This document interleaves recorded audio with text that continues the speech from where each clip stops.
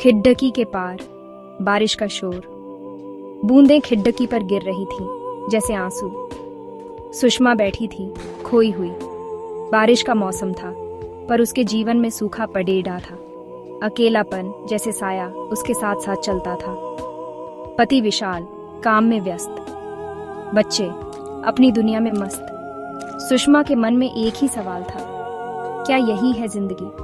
क्या यही है मेरी पहचान? पत्नी, माँ, घर की जिम्मेदारियों का नाम। उसकी सांसें भारी हो रही थीं। उसे आजादी चाहिए थी, अपनी पहचान चाहिए थी। एक दिन एक नया चेहरा दिखा।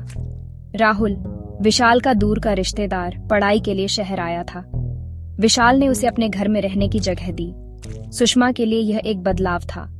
राहुल जवान, ऊर्जावान और बातूनी। वो सुषमा से घंटों बातें करता। उसकी बातों में सुषमा को अपना बचपन, अपनी जवानी याद आने लगी। जीवन में एक नया रंग घुलता नजर आया। विशाल हमेशा की तरह काम में डूबा रहता। उसे सुषमा के बदलते हुए मिजाज का एहसास ही नहीं था। उसे क्या पता था कि सुषमा के दिल में क्या चल रहा है। उसे तो बस अपनी दुनिया की फिक्र थी। सुषमा चुपचाप ये सब देखती। उसका दिल रोता पर होंठ सिल जाते। कैसे बताती उसे कि वो अकेली है, उसे साथ चाहिए।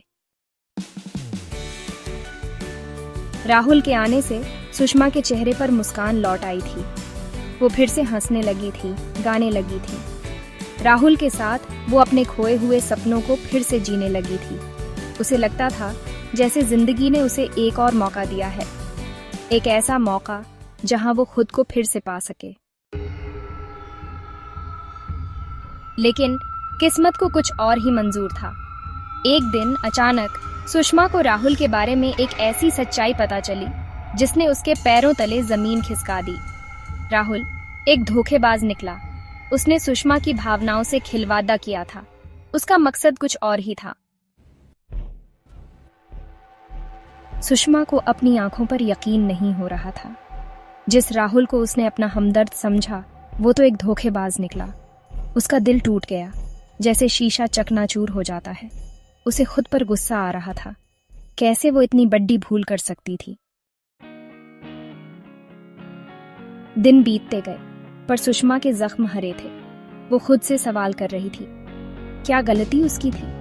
क्या उसने ही राहुल को अपने करीब आने का मौका दिया था? लेकिन फिर उसे एहसास हुआ कि गलती उसकी नहीं थी। गलती तो राहुल की थी, जिसने उसके भरोसे को तोड़ा था। सुषमा ने एक कठोर फैसला लिया। उसने राहुल को घर से निकाल दिया। यह फैसला आसान नहीं था पर जरूरी था। उसे अपनी इज्जत बचानी थी, अपने परिवार को बचाना था। राहुल गया तो सही, पर उसके जाने से सुषमा के जख्म और गहरे हो गए। धीरे धीरे समय के साथ सुषमा के जख्म भरने लगे। उसने खुद को संभाला। उसने फैसला किया कि वो अपनी जिंदगी खुद जिएगी। वो अब किसी और पर निर्भर नहीं रहेगी। सुबह की ताज़ी हवा उसके चेहरे पर महसूस हुई। उसने ठान लिया था कि वो फिर से खुश रहेगी। ये एक नई सुबह थी, नई उम्मीदों भरी।